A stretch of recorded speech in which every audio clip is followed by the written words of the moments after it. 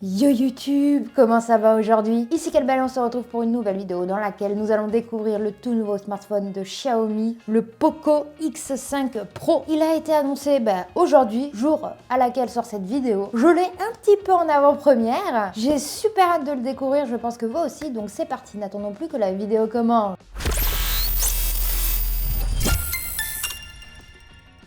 Ça va être un smartphone milieu de gamme. Il va commencer à 349 € pour la version 128 Go, 6 Go de RAM. Sinon, il coûte 399 € pour la version 256 Go de stockage, 8 Go de RAM. À chaque fois que j'ai testé des Poco, j'ai toujours trouvé que le rapport qualité-prix était hyper intéressant. Donc, n'attendons plus, faisons le tour du propriétaire. Il nous arrive donc dans cette magnifique boîte noire et jaune, classico-classique des Poco. Sur le devant, on va pouvoir voir qu'il est 5G. Maintenant, il faut que tous les smartphones soient 5G de toute façon. On va pouvoir voir qu'il va y avoir les apps Google, with your favorite Google app, avec un anglais toujours intéressant. Sur le côté, on va pouvoir voir le modèle qu'ils m'ont envoyé. C'est le Poco X5 Pro 5G en version noire, 8 Go de RAM, 256 Go de stockage. Donc ça va être la version à 399 € que nous allons découvrir dans cette vidéo, les enfants. Ok, bon c'est tout, c'est déjà pas mal. Est-ce que vous êtes prêts? Nous allons ouvrir la boîte. Parce que pour l'instant, on n'a pas beaucoup d'informations. Même au dos, on n'a pas les 4 caractéristiques, 6 caractéristiques principales du smartphone. Il va falloir l'ouvrir et l'allumer. Ok. On va arriver avec le premier carton Poco qui contient très certainement, vu son poids, la coque et la documentation. Voyons voir si j'ai raison ou si j'ai pas raison. Et oui, nous avons une coque transparente qui va nous donner un petit aperçu du Poco, donc du design un petit peu qu'il va avoir. Il a l'air assez grand. Nous avons aussi 3 petits manuels d'utilisation, toi-même tu sais. Ensuite, nous avons le téléphone en lui-même. Là, à premier abord, il est très léger, je vais pas regarder plus. On continue l'unboxing. Sous ce petit carton, nous avons un bloc secteur, ma foi, bien massif de 67 watts. Apparemment, ça va être un USB. Donc le câble, c'est sûrement du USB vers USB-C. J'ai l'impression d'être dans Question pour un champion aujourd'hui. Effectivement, on a un beau câble blanc USB vers USB-C pour charger la bébête. Nous allons maintenant passer à la découverte du smartphone. Il est juste ici. Pour l'instant, on peut voir qu'il y a un peu de jeu, mais à mon avis, tu mets la coque et il arrêtera de tanguer. Le bloc photo sort un peu du dos du smartphone, c'est pas grave. Et c'est ici que nous allons avoir les 4 caractéristiques principales du smartphone. La première, on la connaît, ça va être la charge rapide à 67 watts avec une batterie de 5000 mAh. Propre, c'est une assez grosse batterie pour un smartphone aussi fin. On va avoir la caméra principale de 108 mégapixels. On va avoir un écran AMOLED Full HD+, avec un taux de rafraîchissement de 120 Hz. Et ce téléphone est équipé d'un processeur Snapdragon 778G. Jusque-là, les caractéristiques ont l'air vraiment très intéressantes. Découvrons le design de la bébête. Waouh!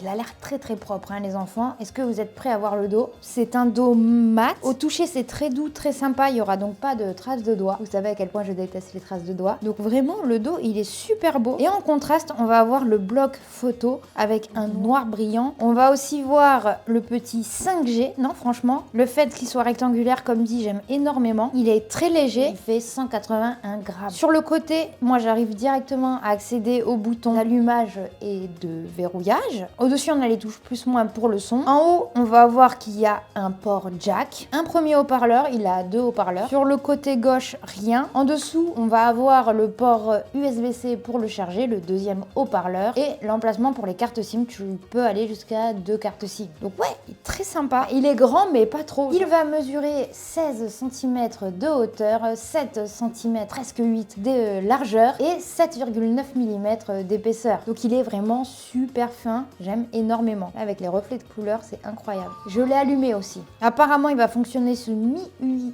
14. Je sais pas si j'avais déjà testé l'OS 14 de Xiaomi. Hop, on va le configurer vite fait, comme ça c'est fait. Hop, il prépare le téléphone. Ce qu'on peut déjà dire, c'est que c'est un très bel écran. C'est un écran POLED ou POLED. Honnêtement, je n'avais jamais entendu parler de cette technologie avant. Ça veut dire polymère organique, light emitted Emitted Dynamic. En gros, l'écran, ça va pas être du verre. Ça va être fabriqué avec une sorte de plastique très spécial à base de diodes électroluminescence, donc des LED, et un substrat de plastique flexible. Par rapport à un écran classico-classique AMOLED, OLED avec une couche de verre par-dessus, ça fait que cet écran est plus résistant aux chutes parce que le plastique est un peu flexible et ça va permettre de réduire la grosseur du smartphone. Bref, au final, j'ai découvert ce qu'était le POLED et c'est ma foi très intéressant. C'est utilisé pour les smartphones pliants par exemple. Heureusement que j'ai testé le Z Fold 3 et le Z Flip 4.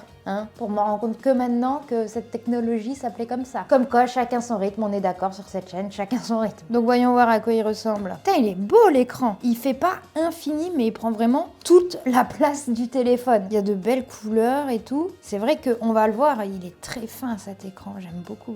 Il va avoir une profondeur de couleur de 10 bits et va pouvoir restituer 100% de la gamme DCI P3. D'un point de vue luminosité, je trouvais qu'il était très lumineux. Là, on est dans un environnement plutôt sombre. Il a une luminosité de base de 500 nits mais peut aller jusqu'à 900 nits. Ok, on va aller dans les paramètres vite fait pour voir un petit peu tout ce qu'on peut personnaliser sur ce smartphone. Hop, l'écran, donc on va pouvoir choisir mode clair, mode foncé comme d'habitude. Tu vas voir le taux d'actualisation, donc soit par défaut, soit personnalisé. Moi je vais mettre du 100 Hz, on aime quand c'est fluide. Tu vas pouvoir choisir la police du smartphone. Dans les thèmes, il y a l'air d'en avoir énormément, mais c'est hyper nouveau le MIUI X14, c'est incroyable. La taille du texte, sur l'écran d'accueil, tu vas pouvoir gérer les catégories d'applications, c'est intéressant. On peut grouper les icônes par couleur, c'est incroyable. Je trouve que d'un point de vue la personnalisation du smartphone, c'est assez intéressant. Mot de passe et sécurité, on va activer la reconnaissance faciale. Ça c'est hyper rapide. Genre pour configurer mon empreinte et pour configurer la reconnaissance faciale, ça allait super vite. C'est hyper rapide pour verrouiller, déverrouiller. C'est un truc de fou. Il y a énormément quand même d'applications qui sont préinstallées, c'est un peu dommage. On va écouter un peu le son qui sort de ce haut-parleur. Hop, on va aller dans les tendances, on va pas s'embêter. Hop. En 2022, il revient en 2023, pas avec n'importe qui, avec Squeezo. Oh, regardez-moi bien, en haut à gauche, il y a une sorte de petite barre. Si tu la swipes de gauche à droite, tu as accès à une boîte d'outils vidéo. Genre le type de son, Dolby Atmos, stéréo étendu. Vas-y, on va mettre 3, on va voir si j'entends une différence. Une très bonne idée que YouTunes a eue.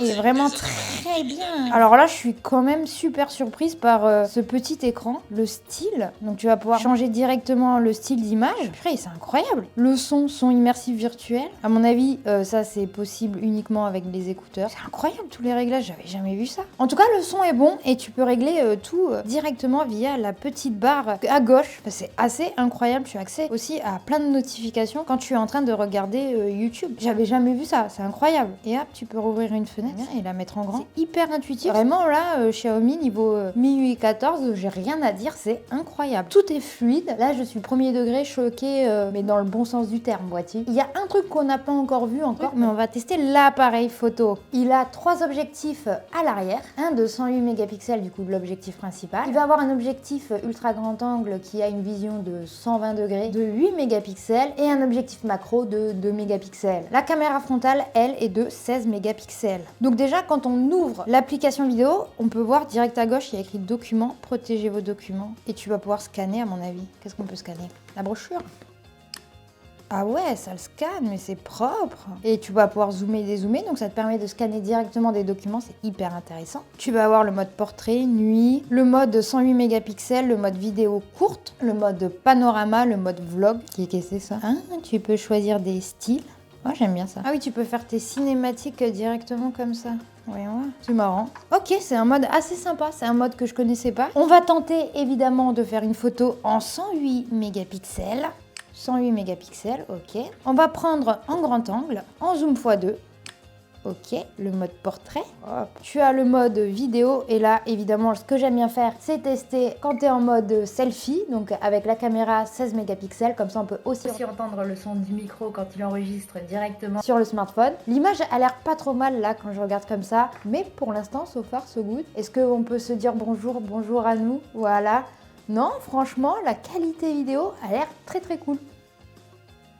Tu vas pouvoir embellir tes vidéos. Dans les photos aussi, tu peux mettre des filtres. Il y a vraiment énormément d'options. Non, franchement, propre. Franchement, je suis hyper surprise. Lui est extrêmement bien réussi. Le téléphone est très fluide. Tout ce qui est verrouillage et tout, c'est hyper rapide. Je savais que d'un point de vue rapport qualité-prix, ils étaient quand même bien positionnés. Mais là, le Poco X5 Pro est vraiment très très cool. Alors là, franchement, je suis choquée. Je peux que vous le conseiller. Je sais pas toi ce que tu en as pensé, mais n'hésite pas à me le dire en bas dans les commentaires. Malheureusement, cette vidéo touche déjà à sa fin. Il est donc temps pour moi de vous dire à ciao, bonsoir et à très bientôt pour de nouvelles vidéos. Surtout, n'hésite pas à t'abonner à ma chaîne YouTube.